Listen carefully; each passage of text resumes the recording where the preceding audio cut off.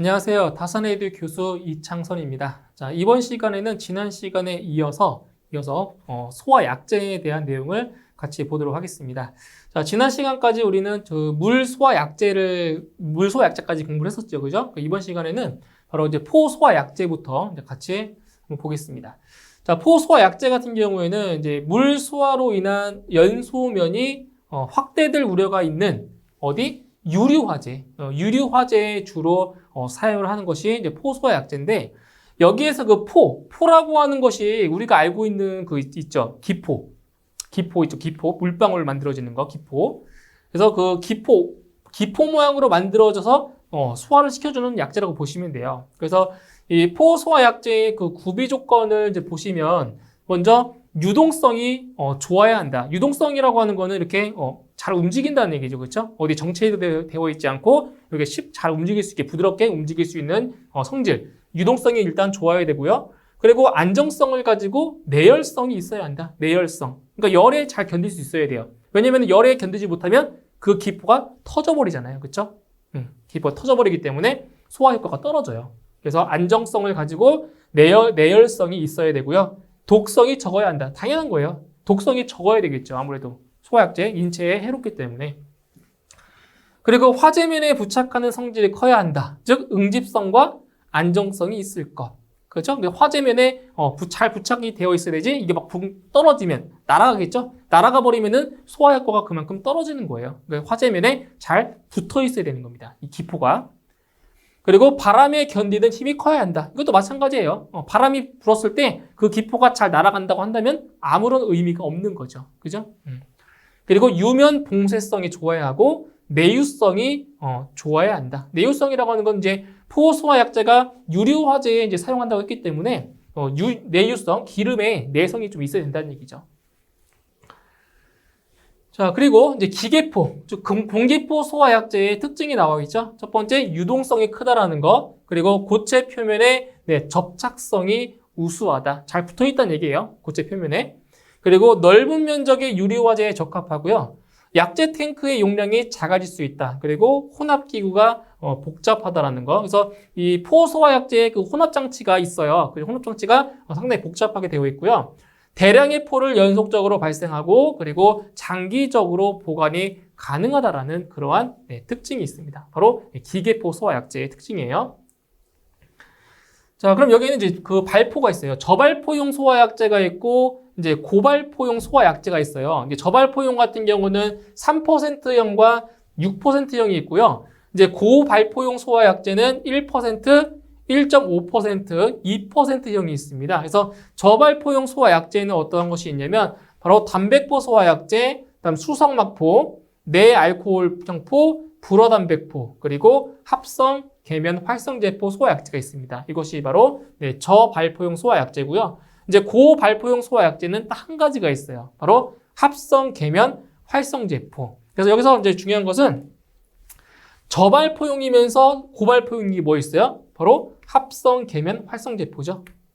그죠? 합성 계면 활성제포는 저발포용이면서도 고발포용입니다. 그죠? 합성 계면 활성제포. 그래서 다 이거 기억해 주시면 돼요. 고발포용에는 이것만 있다. 합성 계면 활성제포만 기억하시면 되고요. 나머지 소화약제는 전부 다 저발포용 소화약제라고 보시면 되겠죠. 간단하게. 자, 그 다음 이제 팽창비 볼게요. 팽창비. 그래서 이 팽창비를 이제 분류할 때 이렇게 저발포와 고발포로 이렇게 분류할 수가 있어요. 그래서 저발포 같은 경우에는 팽창비가 20배 이하인 경우를 이제 저발포라고 하고요. 고발포인 경우에는 크게는 80 이상 1000 미만, 80 이상 1000 미만을 이제 고발포라고 하고 있어요. 팽창비의 범위가. 그때 제1종 기계포는 80 이상 250 미만, 제2종 기계포는 250 이상 500 미만, 그리고 제3종 기계포는 500 이상 1000 미만입니다. 그죠? 팽창비가. 자, 그때 이제 팽창비를 구하는 공식이 나오죠. 팽창비를 구하는 공식이 나와요. 첫 번째 팽창비 구하는 공식이 뭐냐? 바로 방출 전 포 수용액의 최적분의 방출된 포의 최적이라는 거죠. 이게 팽창비예요. 그래서 여기서는 이 포 수용액, 자, 여기 보세요.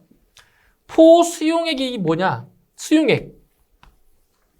여기 보시면 수용액 같은 경우는 물과 약재 있죠? 약재? 원액을 섞은 거예요. 이게 포수용액. 그죠? 그래서 방출하기 전에 포수용액의 최적분에 방출된 포의 최적을 계산해 주시면 이게 뭐라고요? 바로 팽창비가 나온다고요. 그래서 일반적으로 물 같은 경우는 이제 약 97% 정도가 되고요. 원액이 나머지 3%예요. 비율이. 그죠? 그러니까 거의 다 이 포소화 약재는 거의 대부분 물이라고 보시면 돼요. 물에다가 포원액을 섞은 거예요. 섞어서 포수용액을 만드는 거죠. 그러면 여기 기포의 모양이 나오는 거예요. 그 기포로 바로 불을 끄는 거죠. 이게 포소화 약재입니다. 그래서 발포 배율을 보시면 발포 배율은 전체 중량 마이너스 빈 시료 용기의 중량, 전체 중량. 이게 무엇을 의미하냐면은 여기에 자 포가 담겨져 있는 이제 탱크가 있다라고 할게요. 탱크. 그러면 여기 안에 뭐가 있냐면은 이제 그 포 수용액이 있겠죠, 이렇게. 그죠? 있겠죠? 그럼 이 무게를 이 전체 무게를 재는 거예요. 전체 무게. 이 전체 무게에서 이 용기, 탱크의 중량을 빼면 뭐가 나오는 거예요? 뭐가 나오겠어요? 이 탱크 안에 있는 수용액의 양이 나오겠죠. 맞나요? 전체 중량에서 빈 시료 용기의 중량을 빼요. 이게 뭐라고요? 이게 이 수용액의 중량이 된다는 거죠. 그 중량분의 내용적이라고 하는 거는 이거죠. 이거. 탱크의 내용적. 이걸 계산해 주면 바로 발포 배율이 나온다는 얘기예요. 이렇게. 자, 그다음 이제 포소화약제의 그 종류가 나와요. 우리 아까 저발포용 그 소화약제와 고발포용 소화약제 나왔었죠. 그죠? 거기에서 나와 있던 그 소화약제입니다. 그래서 첫 번째로 단백포 소화약제의 특징들을 하나씩 볼 거예요. 단백포 소화약제. 자, 보시면은 단백포 소화약제는 일단 동식물의 가수분해의 단백질이기 때문에 뭐가 있어요? 냄새가 있어요. 냄새가 있고 그리고 부패되어서 변형이 있습니다. 부패 변형. 침전물이 생긴다는 거죠. 단백포. 그리고 다른 포 약제에 비해서 부식성이 큽니다. 부식성이 크고요. 포 안정제로 제1첨염을 첨가하는데 어떤 색깔을 띈다? 흑갈색을 띈다라는 거죠. 그리고 저온인 경우에는 유동성이 그만큼 떨어진다는 거죠. 이게 바로 단백포입니다. 단백포. 자, 그 다음 수성막포. 자, 수성막포 중요한 겁니다. 이거 시험에 잘 나와요. 수성막포. 자, 수성막포는 일단 안전성이 좋아서 장기적으로 보관이 가능해요. 장기 보관이 가능하고요. 내약품성이 좋아서 분말소화약제와 겸용 사용이 돼요. 자, 여기 보세요. 분말소화약제, 이따가 할 건데 분말소화약제와 겸용해서 사용 가능한 게 뭐라고요? 바로 수성막포라고요. 예, 기억하세요. 분말소화약제와 겸용할 수 있다. 수성막포. 자, 이를 트윈 에이전트 시스템이라고 하며 소화 성능이 뭐한다? 향상된다는 거죠. 트윈이 뭐예요? 쌍둥이죠, 쌍둥이. 그죠? 그래서 분말 소화약제와 같이 포 소화약제가 같이 사용할 수 있다고요. 트윈. 그래서 소화 성능이 향상되고요. 그리고 석유류 표면의 신속히 피막을 형성해서 유류의 증발을 억제시킨다는 거죠. 그러니까 유류 화재가 발생하는 거는 그 유류가 증발해서 가연성 기체에 불이 붙는 거예요. 그러면은 이 유류가 증발되는 것을 막으면 어떻겠어요? 화재가 안 일어나겠죠. 그렇죠? 그런 거라고요. 그래서 피막을 형성해서 유류의 증발을 억제시킵니다. 그 다음 가격이 일단 비싸요. 가격이 비싸고 내열성이 약하기 때문에 저장 탱크의 벽면에만 불이 남아있게 되는 링파이어 현상이 일어나기도 한다. 그러니까 벽에만 이렇게 불이 남아있는 거죠. 링을 쓰는 거예요. 링. 그래서 유동성. 자, 유동성이 좋아요.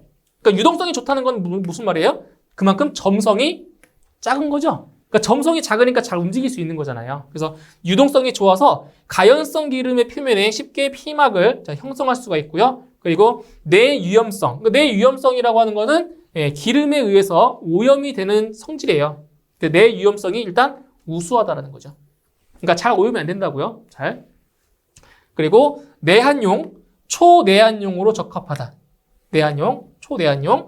그리고 적용 대상으로는 항공기 경납고, 유류 저장 탱크, 그다음 옥내 주차장의 폼 헤더용으로 바로 수성 막포가 사용된다는 겁니다. 이거 제일 중요한 거예요, 수성 막포가. 아시겠죠? 이거 중요한 내용이에요.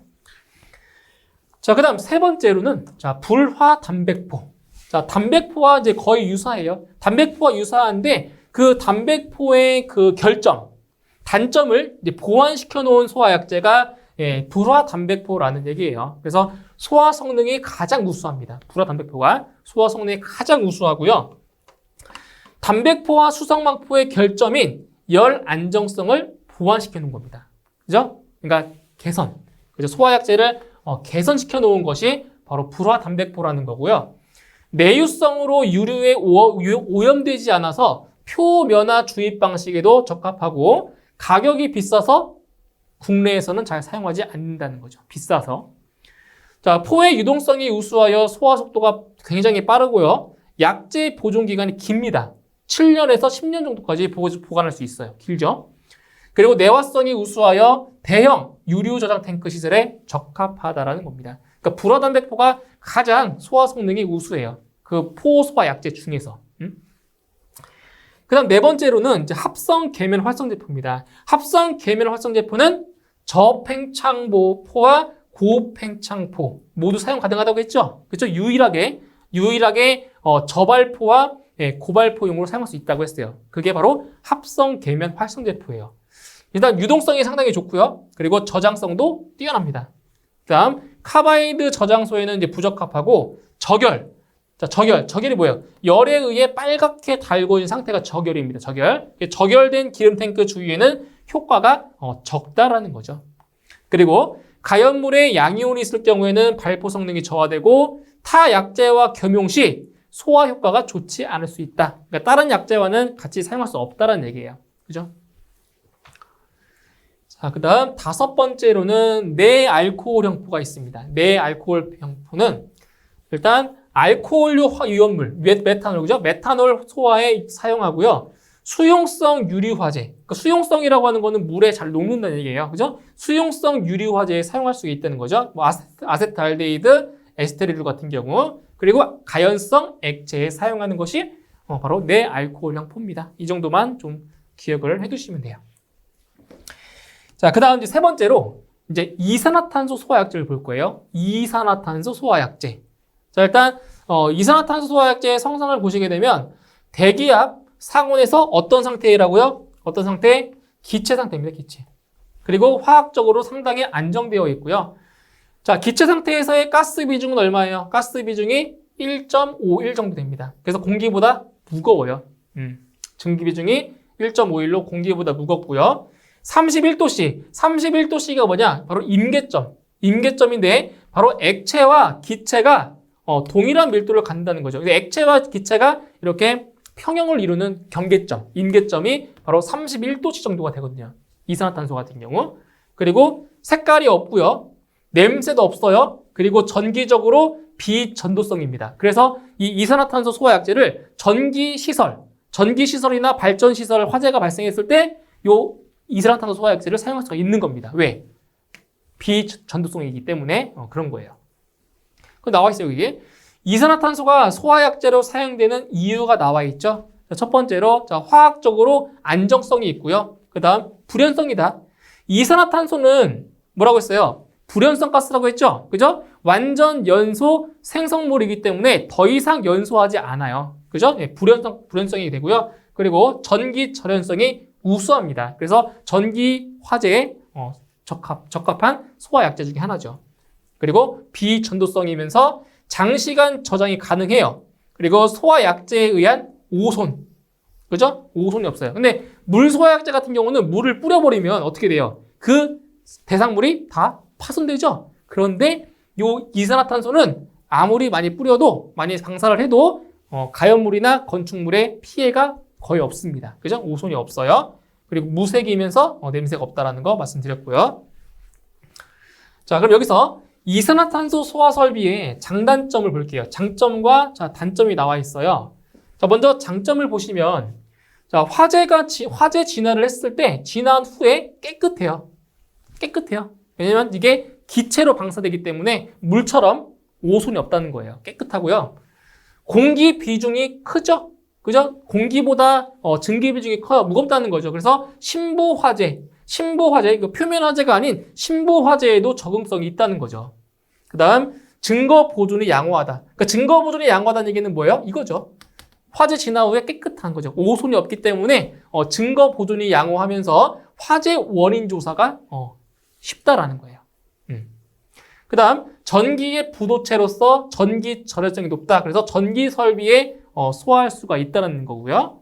그리고 값이 싸고 저장이 반영구적이다. 그 다음 기체로 방사되기 때문에 어디까지? 구석구석까지. 기체이기 때문에 그죠? 구석구석까지 잘 침투되어 소화 효과가 좋다라는 거예요. 그 다음에 기와 잡열이 커서 마찬가지 냉각 효과도 크다는 거죠. 그러니까 이산화탄소 소화 약제의 주된 소화 그 방법은 뭐예요? 질식인데도 불구하고 기와 잡열도 크기 때문에 냉각 효과도 있다는 거죠. 상당히 좋죠, 그죠? 그 다음 한랭지에서도 사용이 가능하고 자체 압력으로도 방사가 가능합니다. 자체 압력으로. 그러니까 일반적으로 그 분말 소화 약제 같은 경우에는 별도의 그 압력은 있어야 돼요. 방사 압력, 그죠? 근데 이 이산화탄소 같은 경우는 자체 압력으로도 충분히 방사할 수 있는 그런 능력이 있다고요. 그죠? 상당히 큰 장점이에요. 자, 다음 단점을 보시게 되면 단점이에요. 자, 소화 공간 내에 산소 농도를 저하시키겠죠. 왜? 질식 소화 시키는 거니까. 자, 산소 농도가 저하가 되므로 인체 질식에 우려가 돼요. 그죠? 질식. 사람의 인명피해가 생길 수 있다는 거죠. 그래서 이 이산화탄소 소화 설비를 방출하기 전에 일단 사람을 먼저 대피를 시켜야 돼요. 그런 다음에 요 CO2를 방사하는 거예요. 왜? 인체에 위험하기 때문에 그런 거예요. 그 다음 질식을 주체로 함으로 사람이 거주하는 장소에는 사용할 수가 없어요. 그러니까 사람이 거주하는 장소, 그죠? 거주하는 장소. 그래서 아파트 같은 경우에는 안 써요. 사람이 사는 장소를. 그래서 공장이나, 그죠? 공장 같은 경우에는 사용할 수 있겠죠. 사람을 대피시킨 다음에 그 다음 뿌리면 되니까. 그죠? 그 다음 소화약제의 방사 시 시야를 방해한다. 그죠? 왜 기체 상태로 방사하기 때문에 시야를 가릴 수가 있고요. 소화약제의 방출 시 기화됨으로 인체에 닿으면 동상이 우려됩니다. 상당히 이거 진짜 동상을 입을 수 있어요. 이 CO2 방사했을 때 이게 기화되기 때문에 그 손에 딱 대면 너무 차가워서 이제 동상을 입을 수가 있어요. 그 정도예요. 그래서 이거 주의하셔야 됩니다. 이거는. 자, 그리고 방사 시에는 소리가 엄청 커요. 보통 총소리에 가깝게 큰 소리가 납니다. 소음이 엄청 크다는 얘기예요. 그리고 지구온난화, 이게 상당히 중요한 거죠. 지구온난화에 영향을 상당히 많이 줍니다. 지구온난화. 그래서 이산화탄소를 많이 사용하지는 않아요. 환경적인 측면에서 봤을 때. 자, 그 다음 이산화탄소 소화 설비의 적용 대상을 보시면, 자, 아까도 말씀드렸지만 그 CO2 소화 설비 같은 경우에는 전기적인 부도체 전도성이 없기 때문에, 그죠? 비전도성이기 때문에 전기 시설이나 발전 시설에 사용할 수 있다고 했어요. 여기 보시면 가연성 기체와 액체를 취급하는 장소, 이런 것에 쓸 수가 있고요. 그 다음 발전기, 변압기 등의 전기 설비에 적응성이 있는 설비입니다. 약재입니다. 그 다음 박물관, 문서고 등 소화 약재로 인한 오손이 문제되는 대상, 그죠? 박물관에 있는 그 유물들이 파손되면 안 되잖아요. 파손되면. 그렇기 때문에 CO2 소화 설비를 사용하는 거죠. 그리고 인화성 고체 위험물에도 이산화탄소 소화 설비를 사용하고 있습니다. 이 정도 암기해 주시고요. 그 다음 이산화탄소의 이제 물성을 이제 보실 건데, 자 보세요. 일단 첫 번째 임계 압력입니다. 임계. 자, 임계라고 하는 거는 어떤 물질의 상태가 평형을 이루고 있는 그 경계점을 말하는 거죠. 그래서 임계 압력이 72.75 atm. 그죠? atm 72.75 atm이고요. 임계 온도가 31도씨예요. 31도씨에. 그리고 삼중점. 이 삼중점이라고 하는 것이 무엇이냐? 그 이산화탄소는 고체와 액체와 기체가 그 세 개의 상태가 공존하고 있는 그 점이 있어요. 그게 바로 삼중점이라고 하는데, 그게 몇 도냐? 바로 섭씨 영하 56.3도씨예요. 이 온도에서는 고체와 액체와 기체 상태가 공존하고 있는 그러한 온도예요. 아시겠죠? 대략 영하 57도씨 정도가 되죠. 그죠? 그 다음 승화점. 자, B점. 자, B점이라고 하는 건 뭐야? 끓는 점을 말하는 거죠. 그래서 영하 78.5도씨가 되고요. 허용 농도는 0.5%, 수분은 0.05% 이하입니다. 즉 함량은 99.5% 이상이 되겠죠. 0.05% 이하니까. 자, 이 정도로 알고 계시면 되고요. 그 다음 이산화탄소 소화약제의 충전비를 보실게요. 충전비. 자, 이산화탄소를 저장해 놓는 그 용기가 이렇게 저압식과 고압식으로 나눌 수가 있어요. 그래서 저압식인 경우에 충전비는 1.1 이상 1.4 이하가 정도 되고요. 이제 고압식인 경우는 1.5 이상 1.9 이하가 됩니다. 그죠? 이거는 이제 다른 과목에서 또 나오는 내용이에요. 다른 과목에서도. 그 다음에 기동용기. 자, 기동용기는 충전비가 1.5 이상이고요. 그러니까 저압식, 고압식 구분하지 않고 똑같이 1.5 이상이 되는 겁니다. 자, 그리고 자, CO2의 농도입니다. 이거 계산 문제로 출제가 되겠죠? CO2의 농도 구하는 공식. 그래서 CO2의 농도는 방호 구역의 최적 플러스 방출가스량. 그러니까 방출가스량이라는 거는 여기서 CO2의 양이 되겠죠? CO2의 양. 그 분의 방출가스량 곱하기 100으로 계산할 수 있다는 겁니다. CO2의 농도. 그리고 이것도 있지만 이제 이것도 구할 수 있어요. 산소. 자, 산소의 농도. 자, 필요한 산소 농도, 산소의 농도를 알고 있을 때, 그때의 CO2의 농도를 구할 수 있다는 거죠. 바로 21분의 21-O2 곱하기 100. 이런 식으로도 CO2의 농도를 구할 수가 있고, 이런 식으로도 구할 수가 있다. 그래서 문제에 주어진 조건이 어떤 것이냐에 따라서 이 공식을 쓸 때가 있고, 이 공식을 쓸 때가 있다라는 거예요. 그래서 이 둘 중에 더 중요한 것은 이게 더 중요해요. 이렇게. 그래서 필기시험 같은 경우에는 이제 이 공식이 많이 쓰이고요. 이제 실기시험에서는 이 공식을 또 많이 쓰고 있어요. 실기시험에서는. 기계 분야 파트에서 이 공식을 또 쓰고 있습니다. 그래서 CO2의 농도 구하는 공식을 반드시 암기해 두셔야 됩니다. 이거 두 가지 다. 자, 그 다음에 네 번째입니다. 자, 네 번째로는 이제 한론 소화 약제입니다. 한론 소화 약제. 그래서 이 한론 소화 약제는 그 CO2 소화 약제와 같이 가스계 소화 약제 중에 하나예요. 가스계라는 게 뭐예요? 바로 기체 상태, 가스 상태로 방출되는 거겠죠. 소화할 때. 그래서 한론 소화 약제도 가스계 소화 약제 중에 하나입니다. 그래서 이제 내용을 보시게 되면 자, 대표적인 지방족 포화탄화수소 계열, 메탄, 에탄, 프로판, 자, 부탄을 말하는 거예요. 자, 탄화수소 분자에 포함된 수소 분자 일부 또는 전부를 자, 어떤 원소로? 할로겐 원소로 치환한 것을 할로겐 화물이라고 하는 겁니다. 할로겐 원소로 치환했다는 거죠. 그래서 한론 소화 약제란 다시 지방족 포화탄화수소 분자 중에서 수소 원자가 불소, 염소, 브롬, 취소라고 해요. 취소, 브롬, 요오드, 다른 말로 옥소라고 해요. 요오드의 할로겐 원자로 치환되어 생성된 물질의 자, 소화 약제를 말하는 거예요. 그래서 무엇을 기억하셔야 되냐? 바로 할로겐 원소를 기억하셔야 됩니다. 할로겐 원소 4가지. 불소. 자, 기호까지 암기해 두세요. 염소, Cl이죠. 자, 브롬. 다른 말로 취소라고도 해요. 브롬은 Br이죠. Br, 브롬. 그리고 요오드는 I죠. 그렇죠? 이렇게 해서 할로겐 원소 4가지 반드시 기억을 하셔야 됩니다. 아시겠나요? 할로겐 원소. 자, 그럼 여기서 한론 소화약제의 특성을 한번 볼게요. 특성을 한번 볼게요. 어떤 특성들이 있냐? 첫 번째. 자, 전기의 불량도체이다. 이게 무슨 말이냐? 전기 전선성이 좋다는 거죠. 이것도 마찬가지로 비전도성이라는 뜻이에요. 그래서 이것도 한론 소화약제도 전기 시설에 사용할 수가 있어요. 아시겠나요? 전기적인 비전도성이기 때문에. 그리고 무색 투명이죠. 색깔이 없어요. 그리고 특이한 냄새가 나요. 특이한 냄새. 그러니까 이산화탄소는 냄새가 없다고 했잖아요. 근데 한론 소화약제는 냄새가 있습니다. 이것은 냄새가 있어요. 그리고 휘발성이 크다는 것은 쉽게 증발할 수 있다는 거죠. 그죠? 휘발성이 크고 부식이나 손상의 우려가 없다라는 것.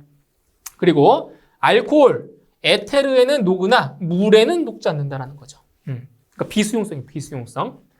그 다음 질식의 우려는 없어요. 자, CO2는 질식 우려가 있지만 할론 소화약제는 질식의 우려는 없다라는 거. 그리고 화학적 부촉매 효과에 의한 연소 억제 작용이 뛰어난다. 이게 뭐예요, 이게? 이게 뭐예요? 억제 소화가 가능하다는 거죠. 또는 부촉매 소화. 그죠? 부촉매 소화가 가능하다는 거예요. 뭐가요? 할론 소화 약제가. 그래서 소화 능력이 커요. CO2의 몇 배? CO2의 3배 정도의 소화 능력을 갖고 있습니다. 그 다음, 가연성 액체 화재에 대해서 소화 속도가 매우 크고요. 인체에 대한 독성이 심한 것도 있고 그렇지 않은 경우도 있겠죠. 그죠? 일단 일반적으로 할론 소화 약제는 독성이 좀 강해요. 그래서 잘 안 쓰고 있죠. 잘 안 써요. 독성이 상당히 강하기 때문에. 그 다음 연소, 연쇄 반응을 억제시킨다. 그죠? 가연물과 산소의 화학 반응을 억제한다. 그래서 억제 소화 또는 부촉매 소화 효과가 있다고 했죠. 그리고 화학적으로 안정하여 소화 후 잔존물이 없다. 그렇죠? 이것도 CO2와 마찬가지로 소화 후에 잔유물이 없습니다. 깨끗해요. 깨끗해요. 자, 그 다음 할론 104는 소화 효과도 약하면서 독성이 강합니다. 독성도 약합니다. 그죠? 약해요. 할론 104. 자, 할론 2402는 에탄의 유도체이다. 이것도 기억해 주세요. 할론 2402는 에탄의 유도체이다. 메탄이 아니라 에탄의 유도체이다. 이것도 암기를 해주시고요. 자, 그 다음에 할론 소화약제의 구비 조건을 볼게요. 구비 조건. 자, 어떤 조건들이 있어야 되냐? 첫 번째, 증발 잔유물이 없어야 한다. 그렇죠? 진화 후에 깨끗해야 돼요. 증발 잔유물이 없어야 되고요. 그리고 기화되기 쉬워야 된다. 그 다음 접이점 물질이어야 되면서 불연성이어야 한다. 할론 소화약제 구비 조건 간단히 보시면 되고요. 할론 소화약제의 그 성상을 보시면 할로겐 화합물 F, 그죠? 불소, 염소, 브롬, 요오드. 자, 화학적으로 안정되어 있으며 소화 성능이 우수하여 할론 소화약제로 사용된다라는 겁니다. 이 네 가지 원소, 그죠? 강조드렸어요. 그래서 소화약제는 크게 뭐가 있냐면은 할론 1011, 할론 104, 할론 1211, 할론 1301, 할론 2402 등이 있다. 여기 뒤에 번호가 붙어요. 숫자가. 할론 소화약제는 이렇게 뒤에 숫자가 붙어 있어요. 이 숫자의 규칙은 설명드릴 거예요. 숫자의 규칙. 자, 바로 여기 있습니다. 자, 할론 소화약제의 명명법. 자, 보세요. 할론 소화약제는 할론 뒤에 뭐가 붙는다고요? 이렇게 숫자가 붙어요. 숫자가 1301 이런 식으로. 그래서 이 앞에 있는 숫자는 탄소의 원자수입니다. 탄소. 그 다음은 불소 원자수고요. 불소. 그 다음 염소, 브롬 이런 순위 되어 있어요. 그래서 어떻게 볼 수 있냐면 이 명명법을 가지고 할론 1301에 무엇을 구할 수가 있냐면은 화학식. 자, 화학식을 알 수 있어요. 또는 분자식. 자, 분자식을 알 수가 있다는 거예요. 자, 이거 보세요. 자, 1301이잖아요. 1301. 그죠? 그러니까 탄소의 원자수가 몇 개라고요? 1개고요. 불소가 3개, 염소가 없고요. 브롬이 하나예요. 그러면은 할론 1301의 화학식이 뭐가 되겠어요? 바로 CF3BR이에요. 네, 이게 할론 1301의 화학식입니다. 그죠? 탄소 하나, 불소 3개, 브롬 하나 이렇게 된다고요. 그러니까 하나만 더 예를 들어볼게요. 하나만 더. 자, 뭐가 있냐면은 할론 1211 볼까요? 할론 1211. 그럼 할론 1211의 화학식은 뭐가 될까요? 화학식. 자, 화학식은 뭐가 되겠어요? 자, 그대로 쓰는 거예요. 순서대로 C, F, Cl, Br. 자, 이렇게 쓰고요. 이 숫자의 숫자. 자, 탄소 하나, 그리고 불소가 2개, 염소 하나, 브롬 하나 이렇게 된다고요. 그래서 할론 111의 화학식은 CF2ClBr 이렇게 된다고요. 그죠? 그래서 이 명칭, 이 할론 소화약제의 명칭을 보고 화학식을 우리가 유추해낼 수 있다는 거. 왜? 규칙적으로 이게 번호가 매겨진 거기 때문에. 그죠? 이렇게 해서 구할 수 있어요. 그래서 시험에 이제 자주 나오는 건 이거예요. 할론 1301의 화학식을 물어보는 게 상당히 자주 나옵니다. CF3Br. 그죠? 이런 식으로 규칙이 있다는 거. 활론 소화약제의 명칭을 쓸 때 규칙이 있다는 거 기억을 해주시면 됩니다. 자, 그러면 이제 활론 소화약제 우리가 종류를 이제 알아봤잖아요. 그거를 좀 더 세세하게 한번 들어가 볼게요. 보시면 이제 활론 1011, 104, 1211, 1301, 2402 그때의 분자식 나와 있죠? 분자식. 자, 보세요. 활론 1011은 어떻게? 1011은 CH2ClBr. 그러니까 여기는 지금 그러니까 좀 전에 했던 규칙대로 하자면은 지금 여기 두 번째 자리가 뭐예요? 두 번째 자리가? 두 번째 자리가 불소죠, 불소? 불소인데 얘는 예외입니다, 예외. 수소 원자가 두 개가 있는 거죠. 그죠? 자, 활론 104. 104니까 어떻게 돼요? 탄소 하나, 불소 없고요. 염소 4개라는 거예요. 그래서 CCl4. 이렇게 되겠죠? CCl4. 그 다음 1211은 탄소 하나, 불소 2개, 염소 하나, 브롬 하나. 1301은 탄소 하나, 불소 3개, 브롬 하나. 이거는 활론 240이니까 탄소 2개, 불소 4개, 브롬 2개. 이렇게 된다고요. 그죠? 규칙 보이죠? 규칙. 네, 보이죠? 그리고 상온 상합파에서 자, 물질의 상태인데 여기 보시면 활론 1011, 활론 104, 그리고 활론 2402는 액체 상태로 되어 있어요. 상온 상합파에서. 그런데 활론 1211과 1301은 기체 상태로 되어 있다는 거. 잘 비교해 주셔야 돼요. 기체 상태, 기체. 자, 그 다음 이제 약제 충전비 보시면 활론 1211은 0.7 이상 1.4 이하가 되고요. 그죠? 충전비가. 활론 1301은 0.9 이상 1.6 이하입니다. 중요하고요.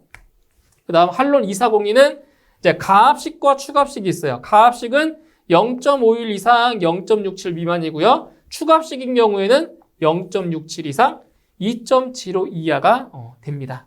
이렇게 해서 보시면 되고요. 자, 이제 소화 성능을 비교해보면 이 5가지의 활론 소화 약제 중에서 그 소화 성능이 가장 뛰어난 것이 누구냐? 바로 활론 1301이 제일 소화 효과가 좋아요. 1301. 그래서 이게 시험에 또 자주 나와요. 1301이. 그 다음 활론 1211이고요. 그 다음 활론 2402입니다. 2402. 독성을 비교해주면 활론 2402가 제일 독해요. 이게 제일 독하고요. 그 다음 활론 1211, 활론 1301 순으로 되어 있죠. 그 다음에 이제 오존 파괴지수, ODP죠? 오존 파괴지수가 또 가장 높은 건 또 1301입니다. 활론 1301이 제일 높고요. 활론 1211, 그 다음이 활론 2402죠. 똑같아요. 소화 성능의 순서가 바로 ODP 파괴 순서랑 똑같습니다. 소화 효과가 좋으면 좋을수록 어때요? ODP, 오존 파괴 지수가 높다라는 것도 알 수 있죠. 그래서 요 참고사항에 보시게 되면 자, 부촉매 효과, 즉 소화 능력의 크기가 나와요. 소화 능력 크기. 할로겐 원소들 비교한 건데 순서 보세요. 요드, 브롬, 염소, 불소의 순입니다. 소화 효과, 소화 능력이 좋은 크기가 뭐라고요? 요드, 브롬, 염소, 불소의 순이라고요. 그럼 반대로 전기 음성도, 즉 친화력을 말하는 건데 전기 음성도의 크기는 이거의 역입니다. 역. 그죠? 불소, 염소, 브롬, 요오드 순이라고요. 이거 순서가 완전히 바뀌었어요. 그죠? 소화 능력과 요 친화력의 그 크기는 순서가 바뀌었다라는 거 기억을 해주시면 돼요. 순서. 자, 그 다음에 이제 활론 1211의 성질을 볼게요. 성질이에요. 먼저 약간 달콤한 냄새가 나요. 자, 그래서 그 활론 소화약제는 냄새가 있다라고 했어요. 그죠? CO2는 없지만 활론 소화약제는 있어요. 달콤한 냄새가 나고요. 전기적으로 비전도성, 그리고 공기보다 무거워요. 그 다음 증기압이 크지 않기 때문에 휴대용으로도 사용이 가능합니다. 증기압이 안 크기 때문에. 그리고 상온 상압에서 기체 상태이면서 또 색깔이 없습니다. 그리고 활론 1211의 부식성의 큰 순서. 그러니까 이거죠. 알루미늄, 청동, 니켈, 구리에 액체인 활론 111을 뿌렸을 때 부식이 가장 잘 되는 순서를 말하는 거죠. 그래서 알루미늄, 청동, 니켈, 구리 이러한 순서대로 부식이 잘 일어난다는 겁니다. 그 다음에 활론 1301의 성질입니다. 이게 중요하죠. 이거. 활론 1301이 제일 중요해요. 활론 1301. 일단 소화 성능이 제일 좋죠. 소화 성능이 가장 우수하고요. 독성은 또 가장 약해요. 좋죠, 그죠? 소화 성능이 좋은데 독성은 또 약해요. 그런데 문제는 오존 파괴 지수가 높아요, 제일. 그러니까 환경적인 측면에서는 좋지 않은 약재죠. 그죠? 일단 비중은 공기의 약 5.17배로 무겁고요. 무색, 색깔, 맛, 여기 냄새도 없어요. 그리고 비전도성이면서 상온에서 기체 상태로 있다고 했죠. 그래서 할론 111과 1301은 둘 다 기체 상태라고 했어요. 그죠? 나머지는 액체라고 했고요. 그리고 할론 1301이 열 분해했을 때 생성되는 가스가 있어요. 이것도 암기하셔야 돼요. 할론 1301이 열 분해했을 때의 생성가스 뭐예요? 불화수소. 이거는 브로마수소. 이 두 가지가 가장 많이 발생하고요. 이 나머지 Br2, 브롬, 그리고 COF2, COBr2 같은 경우는 거의 발생하진 않아요. 제일 많이 발생하는 거는 이거 불화수소와 브로마수소입니다. 제일 많이 발생을 해요. 근데 이것도 암기하셔야 돼요. 할론 1301이 열 분해했을 때 발생되는 가스, 이 5가지는 다 암기는 하셔야겠죠. 그죠? 발생가스. 자, 그 다음, 이제 분말 소화약제입니다. 분말. 자, 분말 소화약제는 이제 우리가 가장 우리 실생활에서 가장 가까이에 있는 그 소화약제예요. 그죠? 가정용에서 쓰고 있는 소화기 있죠. 그게 바로 분말 소화기입니다. 분말 소화기. 그죠? 그래서 분말 소화약제의 종류를 보시면 분말 약제의 가압용 가스로는 뭘 사용된다?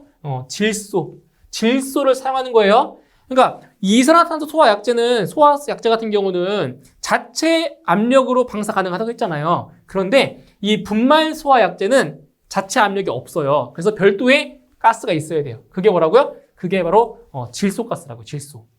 그래서 가스가 충전되어 있어야 그 소화기가 방사가 돼요. 가스가 없잖아요. 압력이 떨어지잖아요. 방사 안 돼요.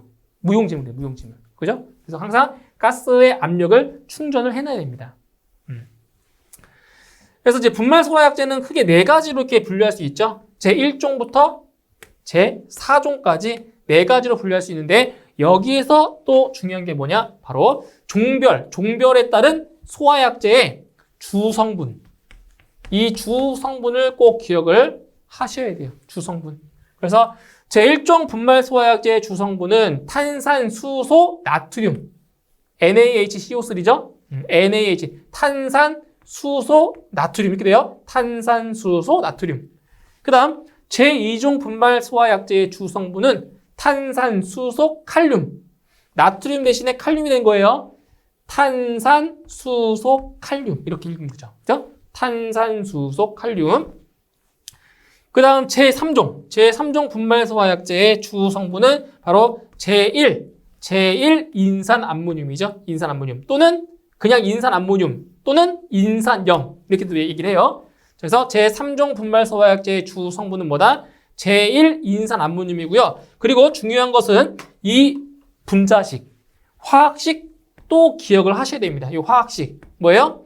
NH4H2PO4. 네? 인산암모늄의 이 분자식도 기억하셔야 돼요. NH4H2PO4 이거 주성분이에요. 그리고 제4종 분말 소화약제의 주성분은 탄산수소 칼륨에다가 요소를 더 추가한 겁니다. 요소. 탄산수소 칼륨 여기에다가 요소를 더 추가시킨 게 뭐라고요? 제4종 분말 소화약제라고요. 자, 그리고 또 중요한 게 나와 있죠? 약제 착색. 이 착색이 뭐냐면 이 분말 소화약제는 그 안에 가루 형태로 들어있는 거잖아요. 가루 형태로. 그럼 이거를 이제 방사를 하게 되면은 이게 밀가루처럼 막 가루가 날려 있어요. 그때 착색이라는 거는 그 소화기에서 소화약제를 방사했을 때 그 바닥에 쌓여있는 그 색깔을 말하는 거예요. 색깔. 그래서 우리가 지금 가장 일반적으로 가정에서 사용하고 있는 약제가 뭐냐면 제3종이에요. 3종 소화약제인데 분말 소화약제인데 이게 어떤 색깔이냐? 다몽색이 다몽색.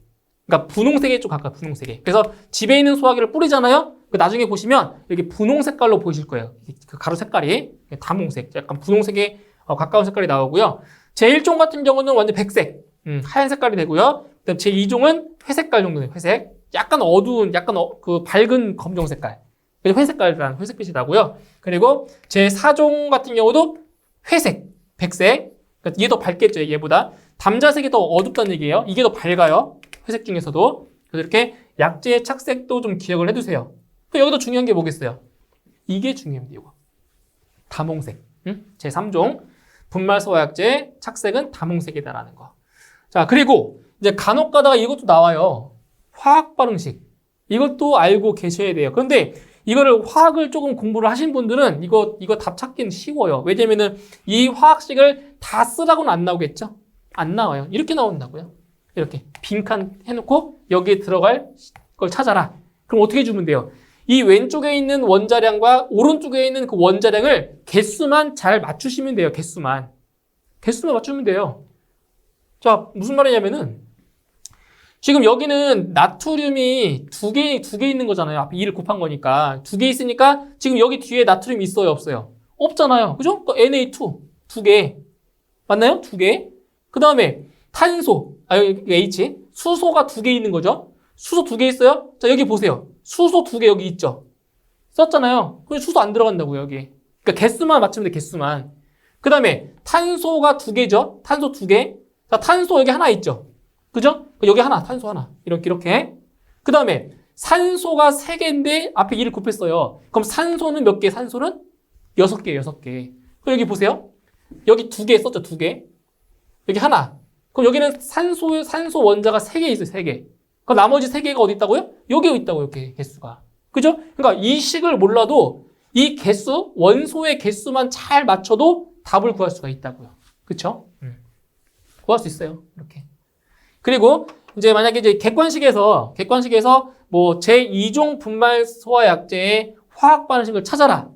그럼 뭘 보시면 돼요? 이거 보시면 돼요. 주성분이 무엇인지. 여기 있잖아요. 탄산수소 나트륨, 탄산수소 칼륨. 여기 있죠? 인산염. 여기 있죠? 탄산수소 칼륨에다가 요소. 그죠? 그러니까 주성분만 알아도 화학식을 찾을 수가 있다고요. 이거를 뭐 다 쓰라고는 안 나오니까. 그죠? 자, 그 다음에 적응화제를 보시게 되면 적응화제 바로 뭐예요? 1종과 2종은 B씨급이에요. B씨. 그러니까 유료화제와 바로 전기화제의 적응성이 있다는 거죠. 그리고 이겁니다. ABC급 화제에 적응성이 있는 것. 뭐라고요? 제3종이라고 3종. ABC급 화제. 그리고 B씨급 제4종 분말 소화약제도 요 B씨급 화제에 적응성이 있는 겁니다. B씨급. 아시겠죠? 그래서 이것도 추가적으로 알고 계시면 돼요. 제3종 분말 소화약제 같은 경우에는 차고나 주차장에 많이 사용하고 있어요. 이것도 참고로 알고 계세요. 차고나 주차장에 제3종 분말 소화약제를 쓰고 있다는 거. 자, 그 다음 이제 비누화 현상 볼까요? 비누화? 자, 이 비누화 현상 같은 경우에는 왜 비누를 우리 사용하다 보면은 뭐가 생겨요? 비누 사용하면 막 거품 생기죠. 거품 생기죠? 그 거품을 이용해서 바로 그 화제의 표면을 덮어주는 거예요. 그게 바로 제1종 분말 소화약제의 하나의 현상인데, 여기 보시면 에스테르가 알칼리에 의해서 가수분해되어 알코올과 산의 알칼리염이 되는 반응으로 주방에 어떤 화재? 주방에서 발생하는 식용유 화재. 식용유 화재가 발생했을 때 그 나트륨이 기름을 둘러싸아서 외부와 분리시켜 질식 소화를 시키거나 아니면 재발화 억제 효과를 나타내는 것을 바로 비누화 현상이라고 하는 거예요. 그래서 이 비누 거품이 그 식용유 화재를 이렇게 둘러 감싸서 바로 질식 소화를 시킨다는 거죠. 이게 뭐라고요? 비누화 현상이에요. 근데 이게 뭐라고 했어요? 나트륨이. 그럼 이게 뭐죠? 우리 NaHCO3. 그죠? NaHCO3. 탄산, 수소, 나트륨. 이게 몇 종이에요? 제1종이죠, 1종. 맞죠? 제1종 분말 소화약제는 비누화 현상을 관련이 있다라는 거. 그 다음에 이제 충전가스 압력원인데 이 질소가스는 어디에 사용한다고? 질소가스는 분말 소화 설비, 추갑식 분말 소화 설비, 그리고 한론 소화 설비의 그 방사 압력원이 되는 거고요. 그리고 이산화탄소 같은 경우는 이걸 제외한 나머지 설비에는 CO2를 바로 압력원으로 사용하고 있다라는 거 좀 기억해 주시면 됩니다. 자, 그래서 여기 제1종 분말 소화약제의 성상이 나오잖아요. 그러니까 이런 얘기죠. 중요한 것만 말씀드리면 일단 B씨급 유리화제랑 전기화제에 사용할 수가 있는데 여기 있죠? 금속 비누를 생성하는 비누화 효과, 그죠? 비누화 효과 때문에 식용유 화제의 적응성을 가진다고요. 뭐가요? 제1종 분말 소화약제가. 그죠? 식용유 화재. 그래서 이 열분해 방식 같은 경우는 뭐 굳이 그냥 참고로 보시면 돼요. 참고로. 270도실 때의 열분해, 850도실 때의 열분해에 따른 그때 다 달라요. 화학 반응식이. 그죠? 이것도 이제 아까도 말씀드렸지만 여기 그 왼쪽과 오른쪽에 있는 그 원자량만 잘 비교해 주시면 다 구할 수 있다고요. 그래서 열분해 생성물에는 뭐가 있냐면은 탄산 나트륨과 그리고 이산화탄소, 물, 수증기 이런 것들이 있다라는 거요. 그다음 제2종도 마찬가지예요. 190도일 때의 열분해, 590도일 때의 열분해 그 반응식을 그냥 보시면 됩니다. 양쪽의 개수만 맞추시면 돼요. 중요한 건 아니에요. 그 다음 제3종 분말 소화약제가 가장 중요하겠죠. 제3종이 제일 중요해요. 그래서 일단 적응 화재로는 ABC급이죠. ABC급 화재의 적응성이 있고요. 그리고 차고나 주차장, 그죠? 차고나 주차장의 적응성을 가지고 있다라는 거. 그 다음에 수성막포와 분말 소화약제를 겸용하여 사용 가능한데 이를 트윈 에이전트 시스템이라고 했죠. 아까 말씀드렸잖아요. 그 포소화 약제 했을 때 말씀드렸죠. 수성막포 같은 경우에는 분말 소화 약제를 뭐한다? 겸용할 수 있다고 했죠. 그게 바로 요 3종 분말 소화 약제와 이 수성막포를 같이 사용할 수 있다는 얘기예요. 그래서 열분해 반응식도 마찬가지죠. 190도, 215도, 300도, 250도 이상. 이때 열분해 반응식 기억해 두시고요. 그리고 또 중요한 거는 바로 이겁니다. 메타인산. 그죠? 그 반응물이 생성물에 메타인산이 나오는 거는 뭐라다? 메타인산이 나오는 거는 바로 제3종 분말 소화약제입니다. 메타인산 기억해 두세요.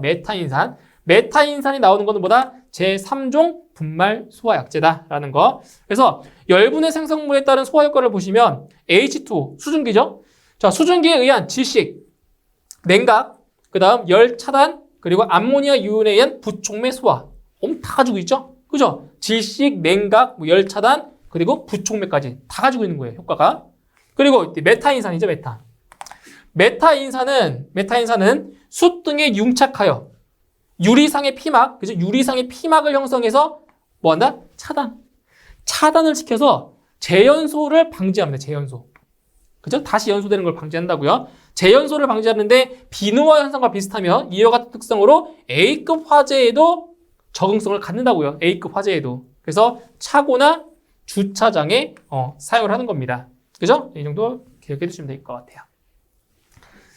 자, 이제 마지막으로 이제 할로겐 화합물 및 불활성기체 소화약제인데 이 소화약제는 자, 무엇을 대체한 거냐?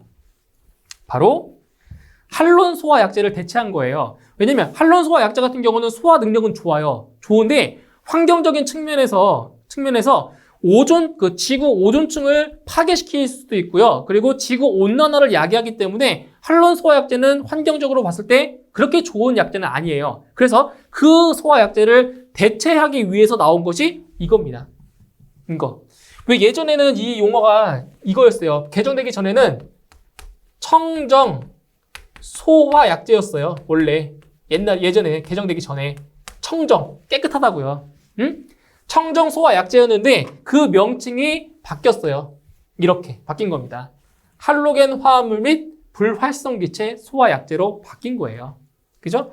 그래서 여기서 이제 기억을 하셔야 될 내용은 뭐가 있냐면 이거예요. 자, 지금 여기 아래에 보시면 그 불활성기체 소화약제의 종류가 4가지가 있죠. IG01, IG100, IG541, IG5 이렇게 4가지가 있어요. 이게 바로 이제 불활성 기체입니다. 그때 이 IG가 뜻하는 게 뭐예요? IG가 바로 이너젠. 그때 이 IG예요, 이게 이너젠. 그렇죠? 요 4가지만 불활성 기체고요. 나머지 이 소화약제들은 전부 다 뭐예요? 다 할로겐 화합물인 겁니다. 어떻게 해주면 돼요? 이 4가지만 기억해 주시고요. 그럼 다 이게 아닌 것들은 다 뭐라고요? 할로겐 화합물인 거라고요. 응? 할로겐 화합물. 여기 보이잖아요, 특성이. IG가 붙은 거는 다 뭐라고요? 불활성 기체라고요. 응? 그리고 여기서 불활성 기체 소화약제 중에서도 제일 중요한 게 하나 있어요. 제일 중요한 거. 자, 무엇이 제일 중요하겠어요? IG541이 제일 중요합니다, 이거. IG541이 이게 제일 중요하다고, 이게. 제일 중요해요. 예? 그 어떤 게 중요하겠어요? IG541에서? 중요한 것은 바로 이거겠죠, 이거. 이겁니다. 이거. 화학식. 그래서 IG541은 질소가 52%, 아르곤이 40%, 나머지 8%는 CO2입니다. 이거 중요해요. 이거 상당히 중요하겠죠. 그래서 이 명칭을 보세요. 명칭. IG541이죠. 541이죠. 그래서 5, 4, 그러니까 8%니까 대략 이게 대략 10%라고 보여요. 10%. 그래서 541인 거예요. 그 성분 비율로 이 명칭을 만든 거예요. 541이. 질소 50%, 아르곤 40%, CO2 10% 대략적으로 했을 때 그래서 541인 겁니다. 이게 제일 중요해요. 자, 그다음에 또 이제 중요한 내용이 뭐가 있냐면 HCFC 블렌드 A 이것도 시험에 잘 나오겠죠, 이거 잘 나와요, 이거 이 명칭. 그리고 FM, 자 상품명이죠. FM200, FM200이라고 하는 것은 자 무엇이냐면은 이거죠. HFC 272A라는 거. 뭐 잘 나오는 거 말씀드리는 거예요, 시험에 잘 나오는 거. 이게 상품명이 이거다, FM200이다. 이거는 HFC 272A다라는 거. 그죠? 그리고 이제 마지막으로 이것도 좀 아셔야 돼요. 최대 허용 설계 농도 있죠? 이것도 가끔 가다가 시험에 나온 적이 있어요. 그리고 또 암기하기 좀 어려우시겠지만 이것도 좀 같이 공부를 해 두셔야 되겠습니다. 그죠? 자, 이렇게 해서 이번 시간에는 이제 할로겐 화합물 및 불활성기체 소화약제까지 소화약제에 대한 전반적인 내용들을 다 알아보았고요. 자, 이번 시간을 끝으로 소화 이론은 다 끝난 겁니다. 그죠? 소화 이론은. 그래서 소화 이론과 그에 따른 소화약제 좀 시험에 잘 나오는 부분이기 때문에 조금 더 집중적으로 공부를 하셔야 될 필요가 있는 부분입니다. 이렇게 해서 자, 이번 시간에 여기서 마무리하고요. 저는 다음 시간에 다시 뵙도록 하겠습니다. 수고하셨습니다.